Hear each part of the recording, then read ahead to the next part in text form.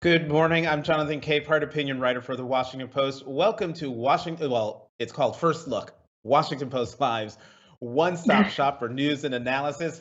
Joining us right away is Seung Min Kim, White House reporter for the Washington Post, covering President Biden as well as Capitol Hill. Seung Min, welcome. President Biden and Capitol Hill. What? You don't like sleep? You don't like sleep? I love both. I can't both ends of Pennsylvania Avenue, I can't choose.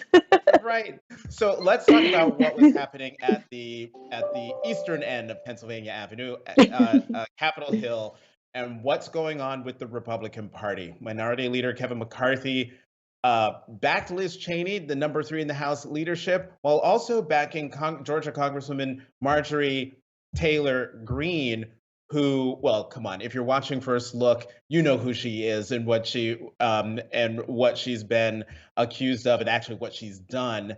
And both survived challenges within the caucus to their positioning. Liz Cheney staying in the House leadership, Congresswoman Taylor Greene not being admonished by her Republican colleagues and keeping her committee assignments.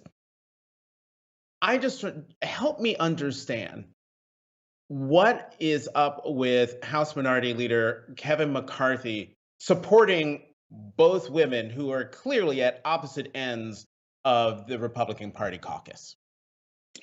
This is Kevin McCarthy making a clear political calculation rather than making perhaps a moral one to kind of uh, ex- get rid of these views in the Republican Party that other senior officials, such as Senate Minority Leader Mitch McConnell, have called a cancer on the GOP. Because right now, McCarthy's goal is to keep House Republicans united, whether it's through votes in the House, whether it's through their political strategy, because he sees a very clear route to getting the majority back for Republicans in the 2022 midterm elections. And he's taken that choice to kind of what he has called a big tent party. He says there is room for people like Congresswoman Liz Cheney and Congresswoman Marjorie Taylor Greene. But the problem is that many in the Republican Party don't believe that the Republican Party should be a place for people like Marjorie Taylor Greene, who has embraced these QAnon conspiracy theories, has doubted the school shootings, had and embraced a bunch of other, frankly shocking and wrong conspiracy theories. But McCarthy knows that this is her views represent a certain base of the party that he can't afford to disavow Hmm. if the Republicans are to win the majority next year. So he's made the calculation that this is he wants to embrace everyone, no matter how outlandish those views may be. Right. So, Sunmin, so then help the viewer understand, if you can, how the significance in a secret ballot. Liz Cheney got the overwhelming majority of the caucus to vote for her in keeping her leadership post in a secret ballot.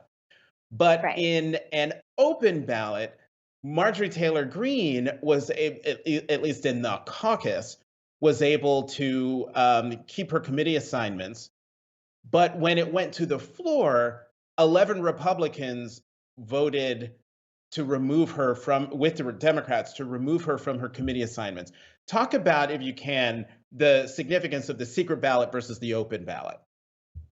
Right. Well, a secret ballot is somewhere where, I mean, obviously, Republicans aren't held accountable for their votes. So they can be they kind of can throw their political calculations out the door and just be very honest and have it be a vote of conscience. So that's why there was a thinking for weeks ahead of the vote on Congresswoman Liz Cheney that a secret ballot actually helped her. That right now, she is being, ostracized clearly by the base of the Republican Party. There are high-profile challenges from her own members, where Representative Matt Gaetz was basically in Wyoming just to troll her. She certainly will have to watch for primary challenges in this next election cycle. But the fact that she got, 145 people voting to affirm her position, I think the thinking is that a lot of those 145 members would have been afraid to support Liz Cheney if their vote was out in the open. Mhm. And I think for the 11 Republicans who voted with Democrats for Marjorie Taylor Greene, again, if that were somehow a secret ballot, I feel that number would have been higher for a couple of reasons. One, it's hard just on any issue for House Republicans to vote with Democrats on a clearly partisan issue where your leadership is telling you to stick together. So, first, there's that dynamic and that risk that the 11 Republicans took.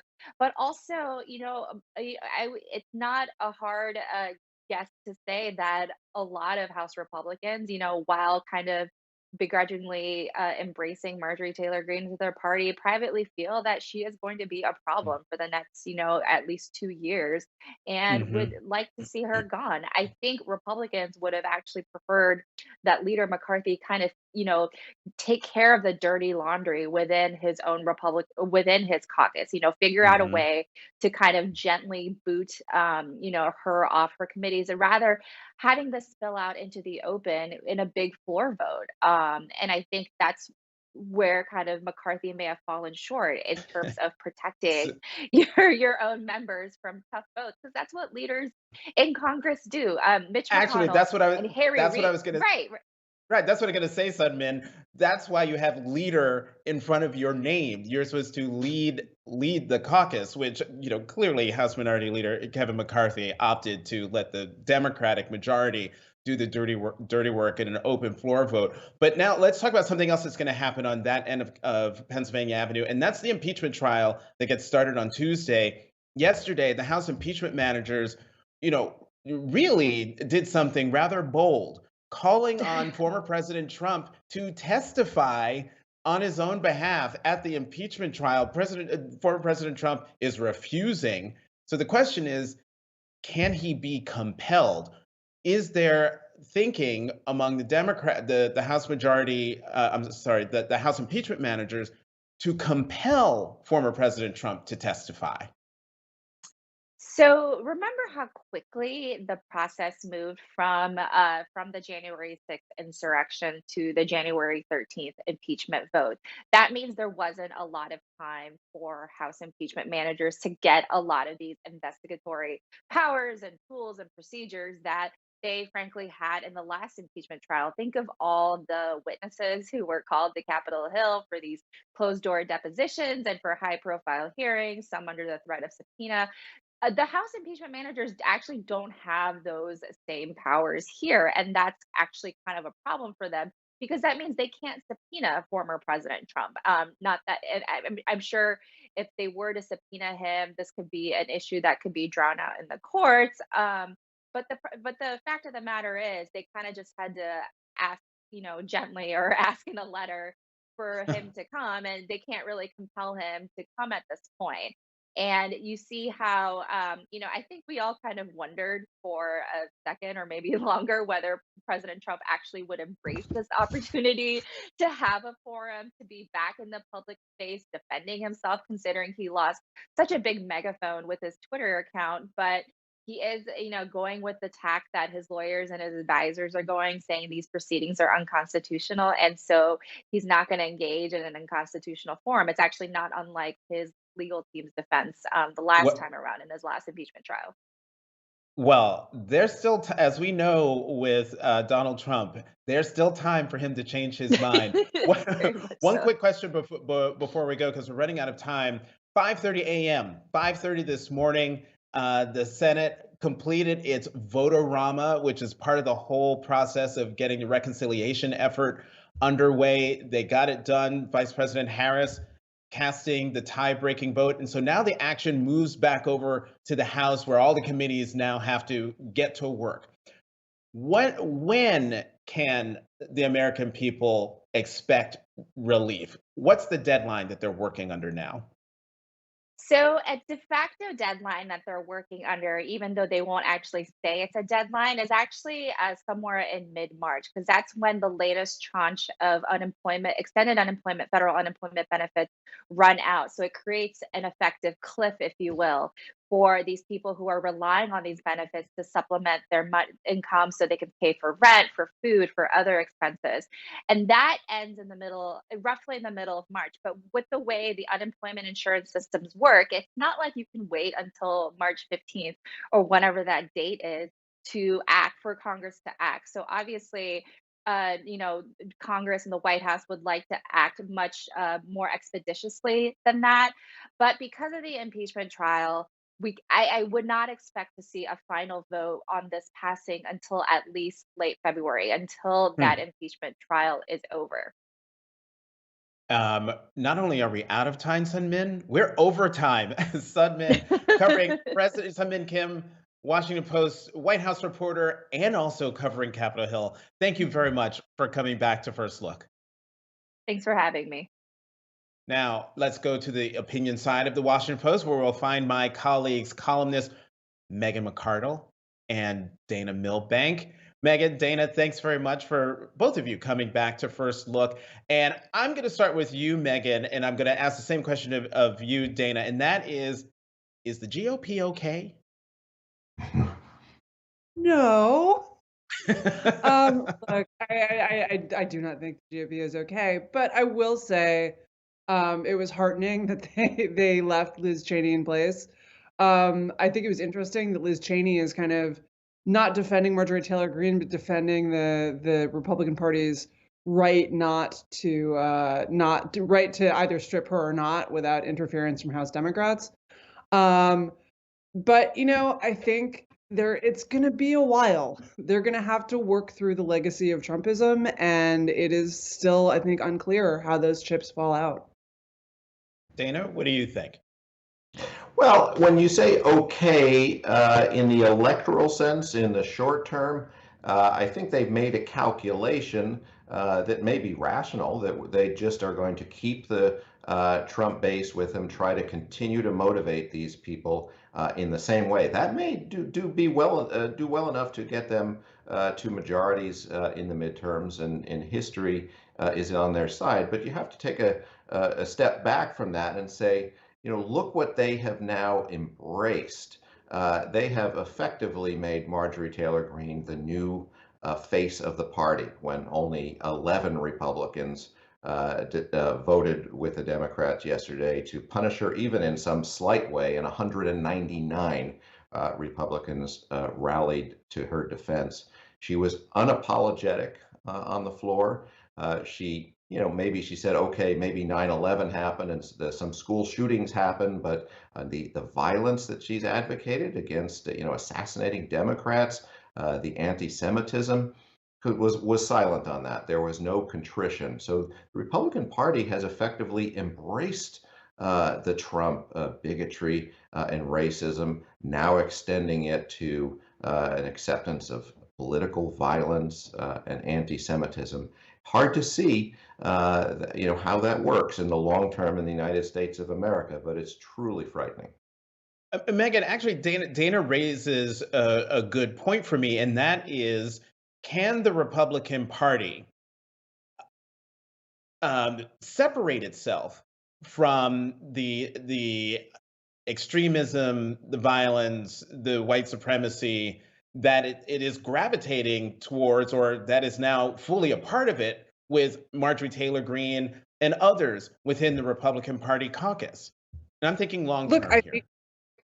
I think you have a problem that the base, the fairly significant portion of the base, appears to believe in the QAnon conspiracy theories. Mm-hmm. That said, I think that is the biggest problem for the Republican Party right now. It's pretty clear that is what motivated the people who actually stormed Capitol Hill and with zip ties.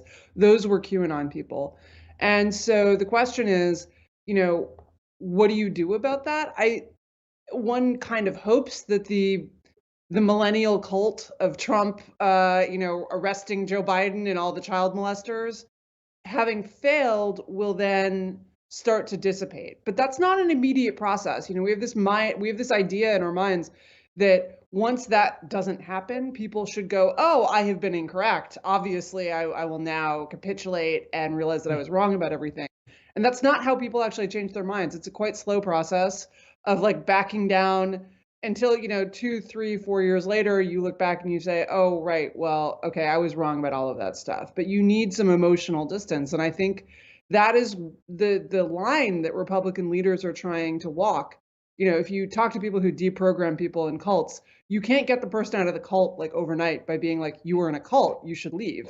It's a very slow process. And I think that for all my great disagreements with the way that the Republican Party is handling this, that is what they're trying to do. They're trying to detach their voters from the Trump cult without going so strong that you trigger just the automatic, you can't tell me that I'm wrong about everything. This is my life. This is my worldview. And that's a really fraught and delicate process. I do not envy them their task.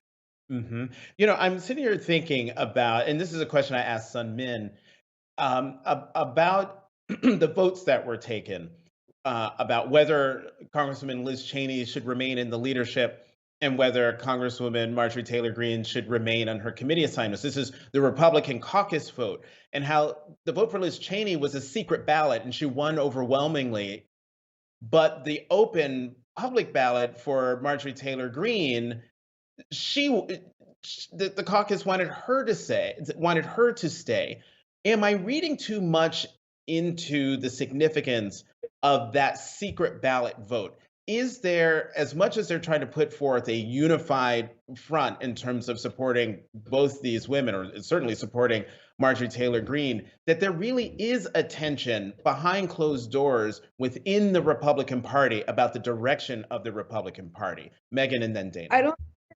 I don't think it's quite that there's a tension about the direction of the Republican Party. I think that the secret ballot was overwhelming tells you a lot. What I think we're seeing here is what we have seen for 4 years under Trump, is that Republicans are terrified of their base, right? Almost everyone in the Republican Party hated Donald Trump. Even the people who have been making a play for his voters by, talking up various populist agendas or what have you, those people hated Donald Trump. Everyone hated Donald Trump. They wanted him gone. They tried at several times, at several points to make a run at him and throw him out, during the primary and then the general election. And they failed because their voters loved him.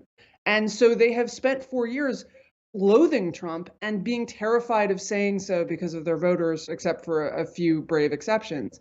And I think we're seeing that same dynamic now. It's not that QAnon has a big foothold other than Marjorie Taylor Greene in the Republican Party elected people. They understand that there is no secret giant international cabal of pedophiles that Donald Trump is, putting on his cape and fighting at night. But they are afraid to tell their voters that because their voters have these very strong grassroots networks where this stuff is extremely powerful and is not pervious to information from places like the Washington Post. And so it is a very delicate dance that they've been doing for 4 years, trying to detach their party from these conspiracy theories. Obviously, they have not been successful so far. But I do think that there is some hope in that. I think we underestimate, Democrats love to see this Trump as kind of the crystallization of everything that had been happening in the Republican Party for 20 years. And I don't actually think that's true. He's a celebrity candidate and he has his own weird logic. Celebrity candidates like Arnold Schwarzenegger or Jesse Ventura, they tend to succeed in fractured fields and they bring voters in who are not normal party voters.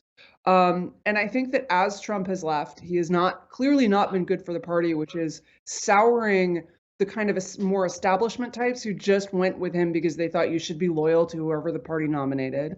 Those people have soured on him. And so I think, the Trump base is not actually that large. And to some extent, it's not clear it's ever going to vote for another Republican other than maybe Marjorie Taylor Greene. And so I think it may actually be easier over time to affect that separation than it looks right now as the influence of Trump wanes. Wow, Dana, Megan gave us a lot to chew on there. That was superb. Dana, your thoughts? That's a tough act to follow. I think the vote on Liz Cheney was encouraging in one sense, and that is if you ask these Republicans how they really feel when nobody's looking, 2/3 of them are pretty much against the whole MAGA idea. And only 1/3 of them are sort of truly, the true believers. But it's also terribly discouraging because knowing that or if we believe that 2/3 of them deep down disagree with all this stuff, what an extraordinary level of cowardice we are seeing in public when only 11 of 210 Republicans could dare to repudiate Marjorie Taylor Greene.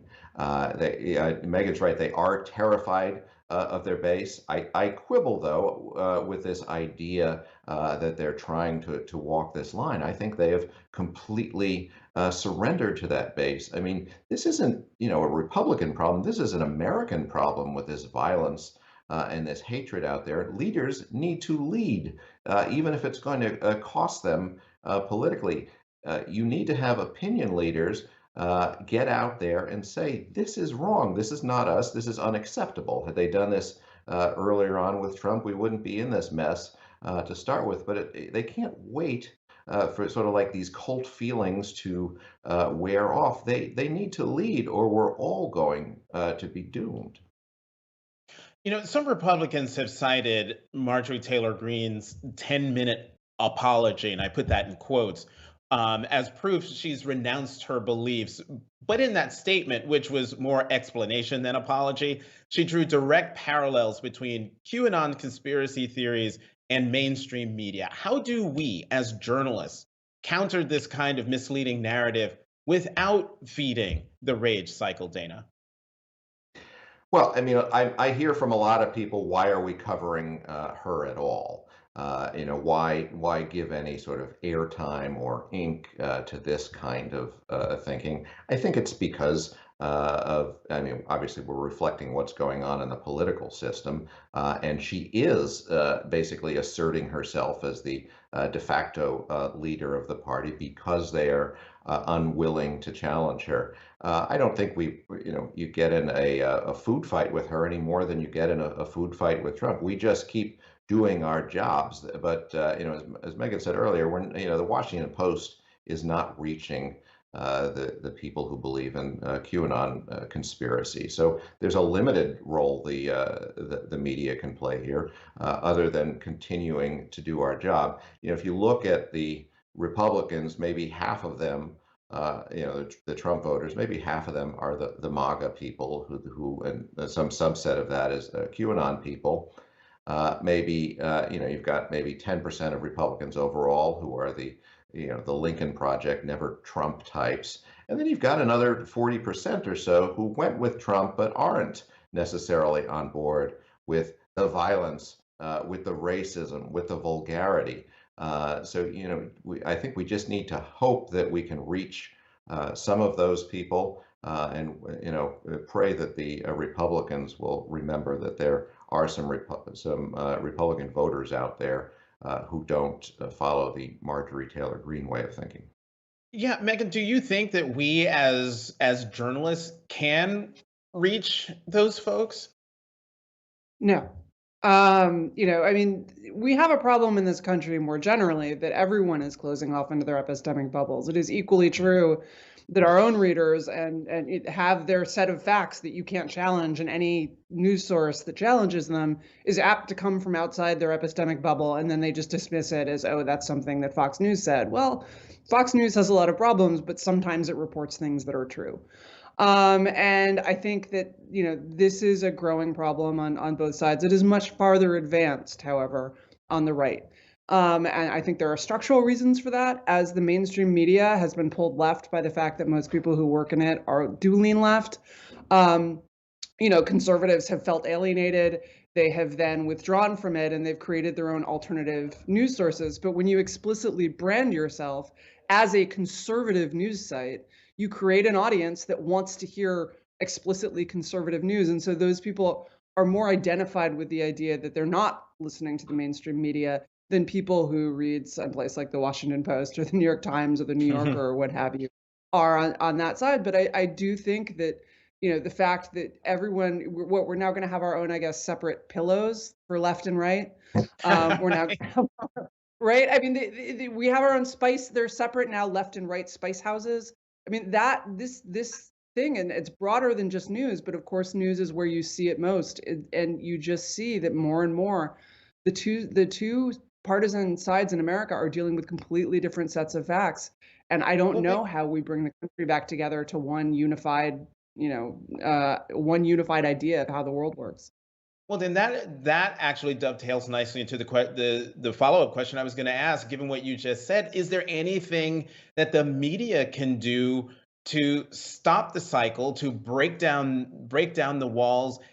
Is there anything that, one, that we can do, and two, if we as journalists actually start doing that, is there going to be an audience for it?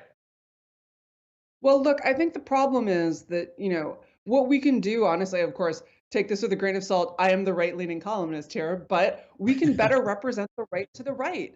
They often read what we write about them and they don't recognize themselves. They recognize a kind of left-wing caricature of themselves. I think there is some truth to that complaint. I also think it can get exaggerated, as those sorts of grievances tend to. Right. But the problem is that when we try to do that, the more that we try to say, this is how the world looks to someone, not to Marjorie Taylor Greene, but to someone who doesn't think Marjorie Taylor Greene is the biggest problem America has. And that's a different group of people, and we should be cognizant of that.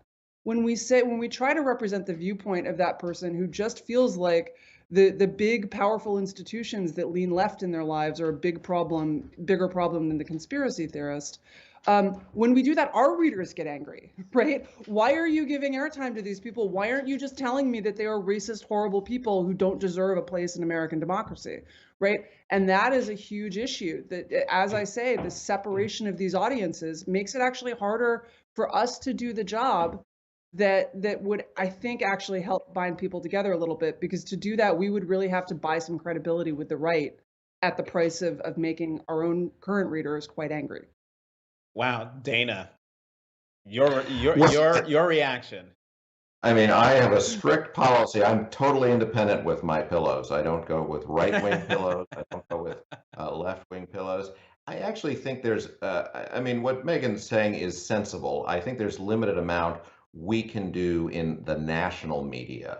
I think it's just going to be sort of characterized that way, regardless of what we actually do. But there is something that needs to be done culturally and in American society now. The breakdown in trust of the media is largely, I believe, because of the breakdown of local media. We at the Washington Post, I mean, we have bureaus around the country, but we're not in the communities with people, and that's what local media do. And losing those newspapers and TV outlets where there's no that's what's causing a loss of trust in the media, because they don't know these people, they don't see these people, they see a national media that is alien to them, and instead they're getting news from Facebook and social media. So I think that's sort of the nub of it. Now, what do we do about it? Because there's no economic model yet to make local media work. But I think that's the ticket back for overall media credibility. All right, we have 2 minutes left. And so I'm going to start with you, Dana, and with you, Megan, and just give me whatever thoughts you have about the impeachment trial that's going to start on Tuesday. I'm sorry, Megan. Dana first, and then Megan. Okay. It is, I mean, you can see exactly what's going to happen. It's going to, be fairly close to a party line, maybe the half dozen or so usual suspects. I think that was preordained, since the Rand Paul vote and, the sort of walk back of his original openness that we've seen from Mitch McConnell. So I think everybody retreats to their partisan camps, but it's necessary to do anyway. We've seen a lot of gaslighting from Republicans saying, let's move on, let's focus on the issues that the country cares about. You know what? When the President of the United States incites a murderous mob to invade the Capitol in an attempt to assassinate our elected leaders and overthrow an election, you can't just sweep it under the rug. So this has to be done. Megan. I agree. I think that Donald Trump should be impeached. I mean, should be removed from office, retroactively, obviously. But no, I think he should suffer serious penalties. They should bar him from ever running for office again. That said, I am disappointed that it's moving so fast. And this goes back to something that Seung said earlier, which is that they haven't had time to lay out the case that I want. I think it is likely to be on party line votes. As I said, Republicans are terrified of their base. But I think if there was any hope of bringing the country together on this, it was to lay out a thoroughly investigated and extremely complete case about what happened on January 6th and to force people into some sort of reckoning with those facts that might sway, again, not the Marjorie Taylor Greene types, but the people who think she's not that big a problem. And the only way to do that was to have, to take a few months. And yeah, do this in May if we have to, but do it when we are ready to lay out the complete case to the American people of just how bad this was and just how complicit Donald Trump was in making this happen. With that, we're going to have to leave it there. Megan and Dana, we got to go. Thanks so much for joining me again on First Look. Thanks, Jonathan. Thank you. As always, thank you for tuning in. Washington Post Live will be back at 1 p.m. this afternoon Eastern Time with our Race in America series featuring a really, truly fantastic and fascinating person, the first woman and first African American Librarian of Congress, Dr. Carla Hayden. She'll be in conversation with the Washington Post critic at large, the all equally fantastic and fabulous Robin Givhan. Join me tonight on PBS NewsHour for Brooks and Capehart, and then on Sunday at 10 a.m. until noon on MSNBC for The Sunday Show. Once again, I'm Jonathan Capehart, opinion writer for The Washington Post. Thank you for tuning in to Washington Post Live's First Look.